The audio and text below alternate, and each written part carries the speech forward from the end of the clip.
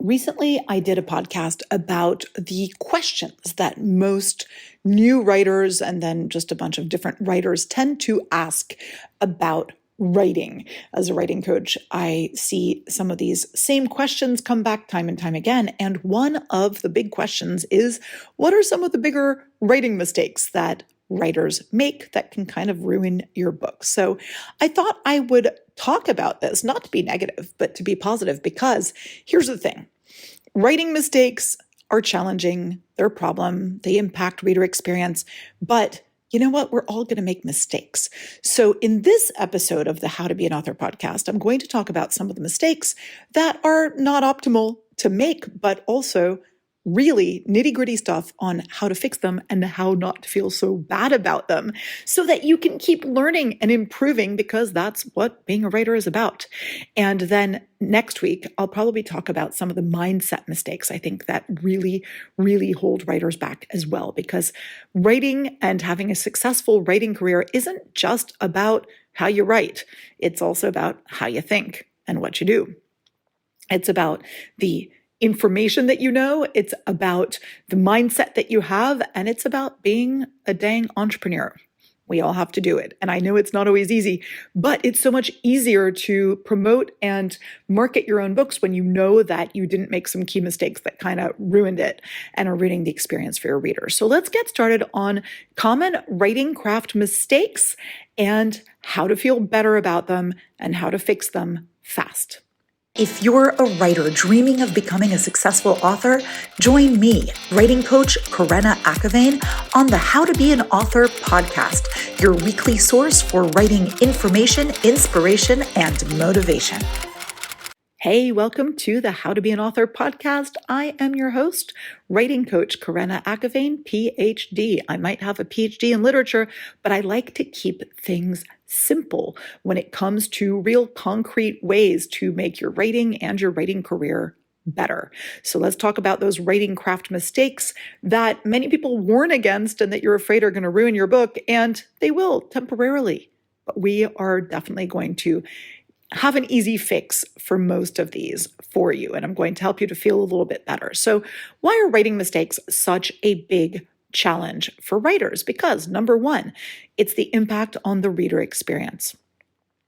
Mistakes and kind of awkward phrasing, things that don't work in a book, they really detract from the reader's experience. They pull them out of the story. They diminish their enjoyment of the narrative. And I'm not just talking about typos and grammatical errors and inconsistencies. I'm talking about the flow. I'm talking about the plot. I'm talking about character development. When a reader wants to engage with a story and they are frustrated in it, that leads to the type of bad reviews that will sink your book in the long run. So you really want your reader to be happy. So any of my writers who tell me I'm just writing for myself, my kind of crass, direct question is, why are you paying me then? Because if you're writing for yourself, you don't need to improve. Really, most writers who want to go pro and be a professional author, they are writing for their reader. That's the magical alchemy. It's not just the words you wrote, it's how your reader receives, interprets them, and is inspired by them. So you definitely want to be writing as well as you can so that your reader experience is as good as it can possibly be. When you are consistently making writing mistakes, you are undermining your credibility and professionalism as an author. And that's a problem if you want to be a professional author, right? Readers become less likely to trust the quality of your work. They don't want to invest in future projects, i.e., they don't want to buy your next book if they're finding these massive mistakes that they can't move past. And once you've eroded your reader trust and confidence in your abilities, they're going to start to have these diminished sales that you're going to see, because those negative reviews, they are definitely a problem for your long-term success. And that, in the long run, has a negative impact on your overall reputation. People talk.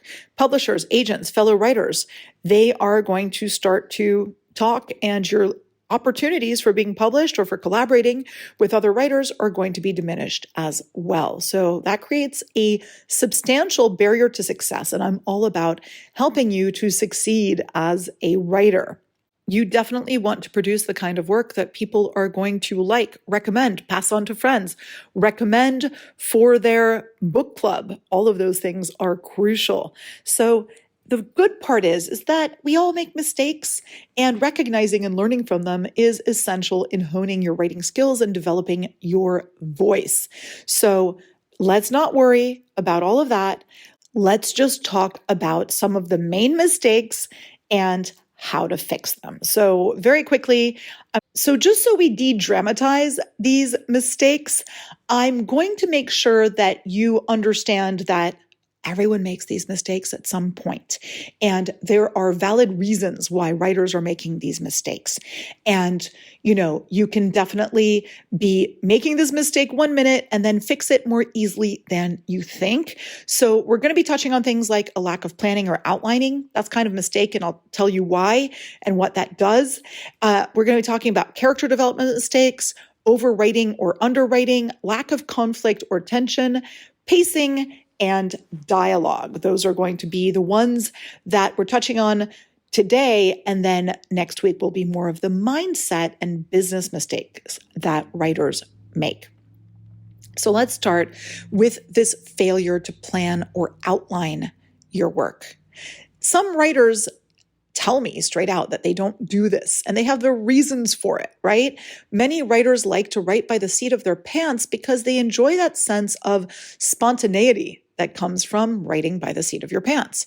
They like the sense of discovery that happens when they're exploring their story as they go.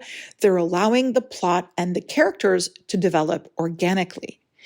They are very afraid that outlining is going to feel constraining. It's going to stifle their creativity. It's going to limit their options. They want the freedom to explore different directions and possibilities without feeling beholden to a predetermined structure. And some writers, the problem is that they really believe they can successfully navigate the writing process without a plan. And I'm telling you that that might be due to a little bit of overconfidence, my friend, and it can be due to a lack of experience. Novice writers who are unfamiliar with outlining techniques or unsure of how to create a plan and what it does for you, they're not going to recognize the benefits of outlining or planning. They're not going to understand how it can actually really improve their writing process. And I get it. I get that whole fun, loosey-goosey, let's see what the characters do thing, that's a blast. And that's why when I talk about outlining, I really do talk about a hybrid approach where you're going to be using the benefits of outlining, but also not losing the freedom of finding these little surprises in your writing. I have a whole episode of the How to Be an Author podcast dedicated to outlining.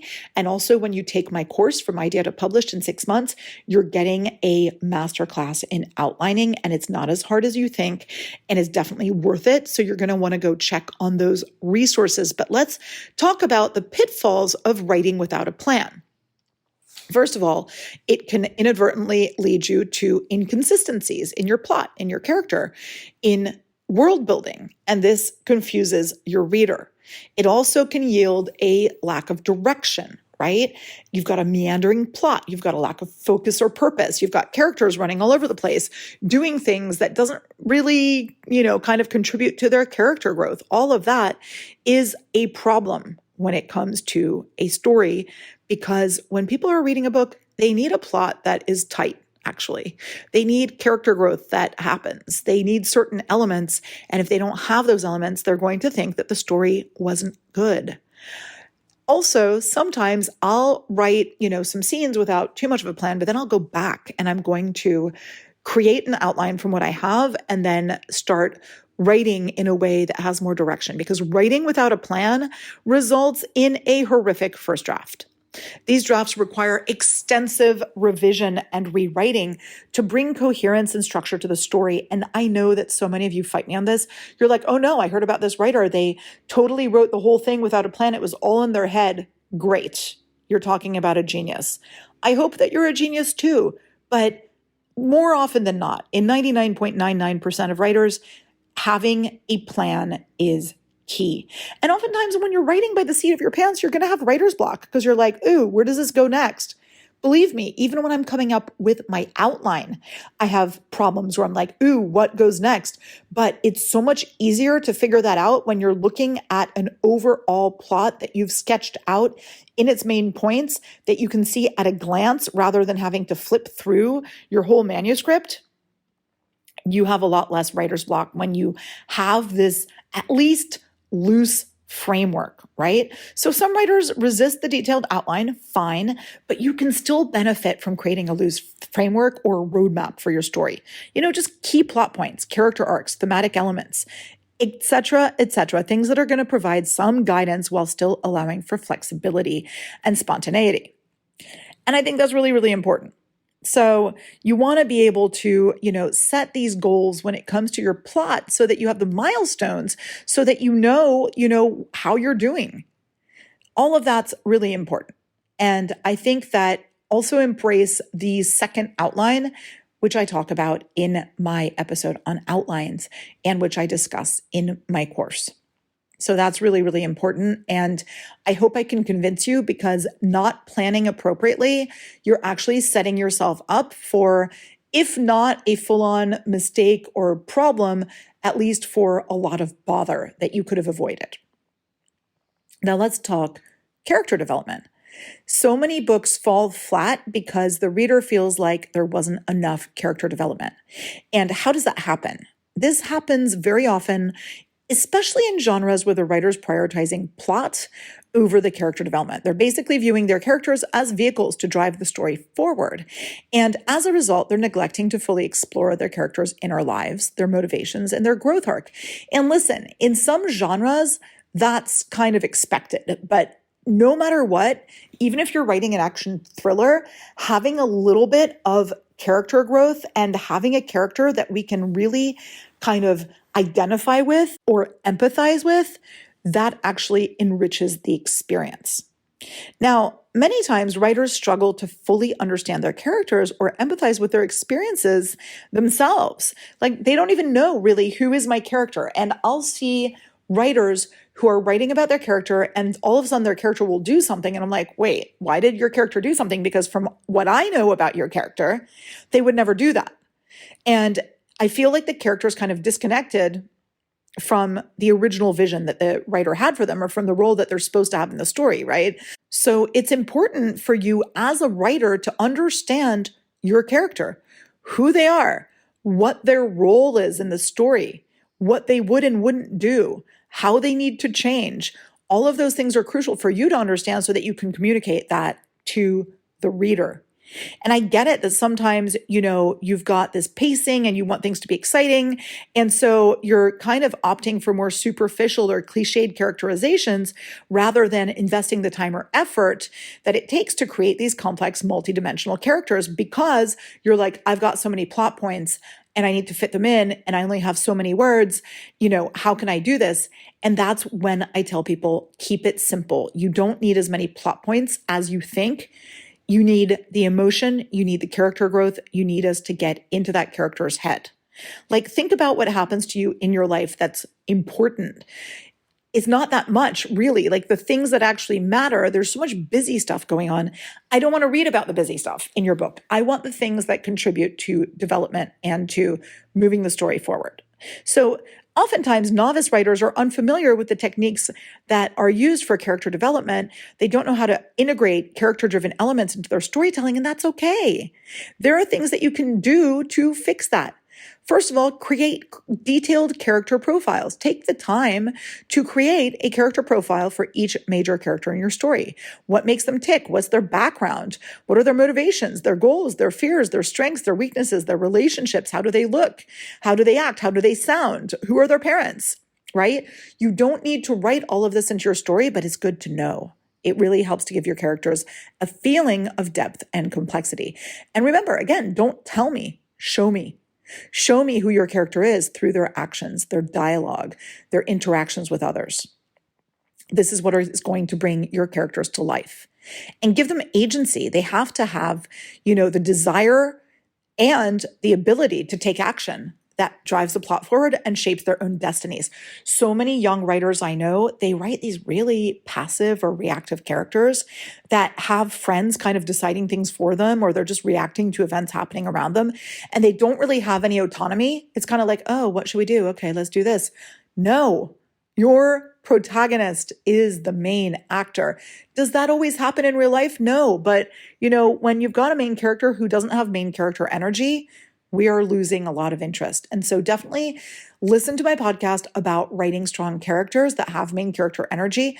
But also, if you take the course from idea to publish in 6 months, you're going to be learning so much about your characters, and you're going to be getting the worksheets that give those characters depth. So you're going to be seeing some questions that you've probably never seen before that you can ask yourself about your characters to really make them shine above and beyond anything else you've ever heard in other writing courses.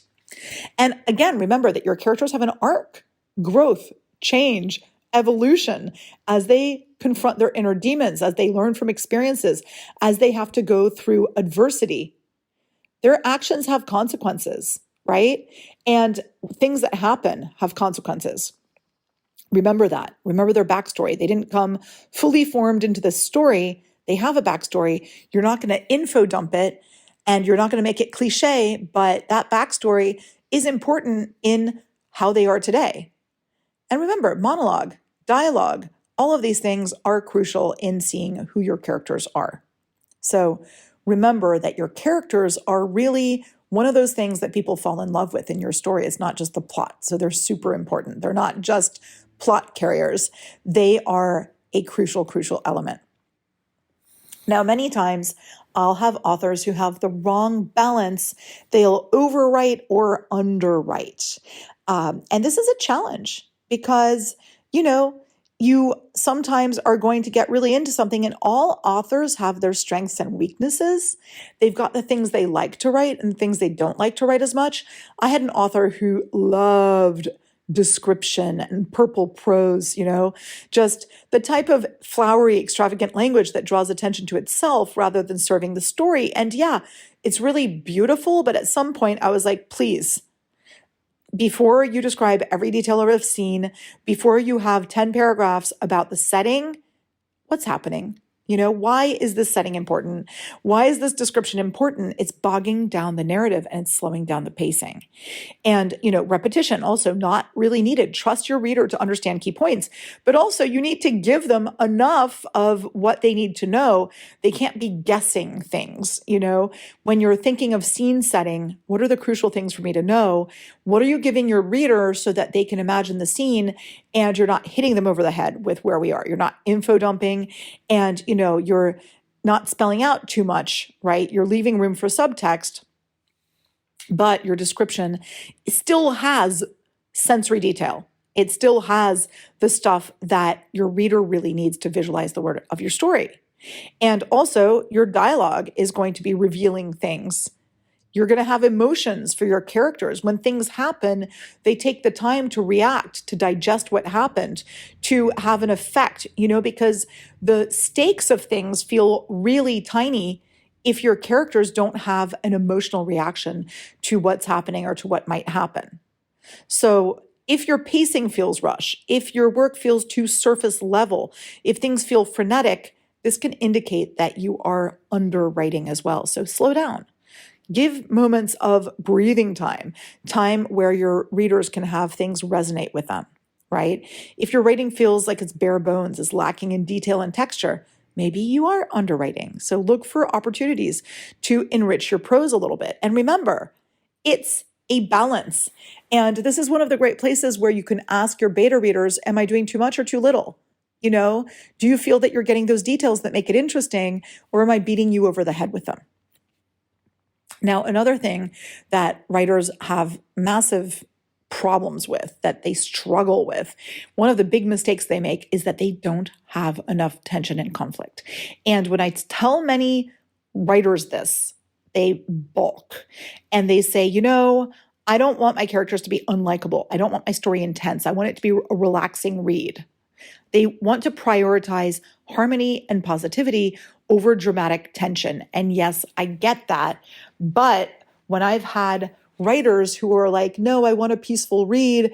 And I try to make them see that tension and conflict is important. It doesn't have to be a fight, right? But they're not grasping the importance of that conflict and tension. They're underestimating it, and they're not understanding why readers are not getting engaged in their story, because minus conflict and tension, the stakes are nothing, right? And crafting or generating a compelling conflict, that can be challenging, right? Especially for writers who prefer to focus on positivity or character-driven or introspective storytelling, right? They struggle to come up with a conflict that feels genuine, meaningful, and organic to the story.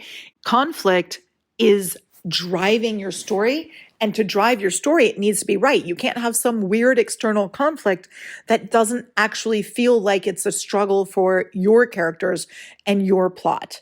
So how do you identify the right types of conflicts?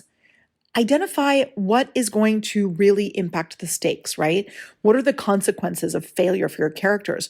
What is the setting like? Does it provide conflict as well? Who is in the story? Are they going to have tension between them, and why, right? So you can identify these things ahead of time and then see how you can raise the stakes. How can you raise the tension to keep the reader engaged, right? This doesn't mean a fight. This doesn't mean screaming and yelling. This doesn't mean having like a horrible bad guy, but develop these complex and compelling antagonists who are posing significant challenges to your protagonist. They don't have to be mean. They just have their own motivations, goals, and conflicts that directly oppose those of the main character. They can be a good person, but they don't want the same things, right?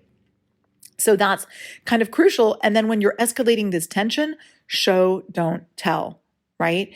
You want to have these compelling scenes where the readers are experiencing the tension and conflict firsthand, and you want to be maintaining that momentum. So not too much digression, not too much exposition. You want to make sure that you're not diluting any tension that you have created. And remember that tension is what allows your characters to grow and change.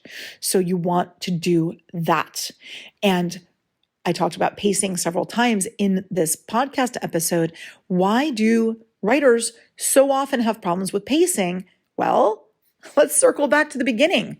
Lack of planning. When you're writing without a clear plan, you're struggling with pacing because you're navigating the twists and turns of your stories without a roadmap. And sometimes you lose sight of what's really important and the momentum and structure, and you don't know if you've gone too much in one section and not enough in another, etc. Like the uneven structure thing happens a lot, right? Also, sometimes there's a lack of balance between action scenes and quieter moments. You need some reflection. You need some exposition, right? You need the action as well, but writers struggle to find the right rhythm, especially when they haven't planned, and this is something, of course, that you can fix with your editing. Don't worry. And I know that the types of writers who like to put in a lot of detail, you're also going to have problems with your pacing because descriptive language is important, but too much detail detracts. Another massive pacing issue is weak scene transitions. So scenes need to go and flow from one to the other. You need to transition between scenes in a way that we know what's happening. We know how much time has passed between scenes. We know how we got from one scene to the other. But the scenes really need to kind of follow each other in a really logical way so that the storytelling doesn't feel disjointed. It doesn't feel like we are breaking and then jumping somewhere and we're getting confused. Like, keep that pacing as you go from scene to scene. And as you escalate the tension and the stakes, that really helps you to keep that pacing going on as well. So remember, outline the story, focus on scene structure, right? Individual scenes with a clear beginning, middle, and end. And the scene needs to advance the plot. And then how do you transition to the next scene? Trim the excess. Which places don't matter? What's the filler? Take that out. Use chapter endings strategically, a little mini cliffhanger. This keeps the person jumping on to the next scene, right? And vary sentence length and structure, really important, because that also impacts your pacing. And then when it comes to dialogue, one of the most frequent mistakes that people do, they just hate writing dialogue sometimes, or maybe they love writing dialogue and they have too much of it, or, it's just not working. Definitely just circle back to that podcast episode of mine and also In my writing course, From Idea to Publish in 6 Months, you have a whole section on dialogue. It's going to help you to write the best dialogue you've ever written, I promise. And of course, when we meet in office hours from your Writing Coach on Demand, you can ask me to look over your dialogue and I can do an editorial assessment on that. Feedback is so important. With all of these mistakes, they can be avoided or fixed with good feedback and with listening to the feedback and actually reacting to it and making it work for you. Now, you shouldn't worry too much about the mistakes you're bound to make, though, right? They are a learning opportunity. Every mistake provides insight into areas where you can improve your craft and develop your unique voice. Writing is an iterative process. It's rare for a manuscript to be perfect on the first draft, right? You need to revise and edit. So embrace your mistakes. You're going to fix them soon, I promise. And you do have permission to experiment. This is something important. I don't want you to be so terrified of mistakes that you keep doing the same thing over and over because you found something that worked. No. Dealing with setbacks yourself, remember how I said dealing with setbacks is how your characters grow? Dealing with setbacks is how you grow as an author as well. So keep learning, keep growing. Perfection is paralyzing. You don't need it. No one's perfect. Not your characters, not you, not your reader. So remember, mistakes are inevitable. They free you from the pressure to achieve perfection, but they help you to focus on the process and make the best work that you can make for your ideal reader. I hope this helped. Thank you so much for joining me on the How to Be an Author podcast, and I look forward to being with you next time. In the meantime, if you have any questions or comments, head to my website, creativeandwritingcoach.com, or check out my courses on onlinecoursesforwriters.com, and check out my TikTok, my Insta, all of that good stuff. So many different things for writers who are trying to improve their craft, their mindset, and learn about the business of writing to get you from idea to published and to get you to the level of success that you only dreamed was possible as a writer. If you have any pressing writing-related questions or would like to be featured on the How to Be an Author podcast, please feel free to reach out on my website, creativeandwritingcoach.com.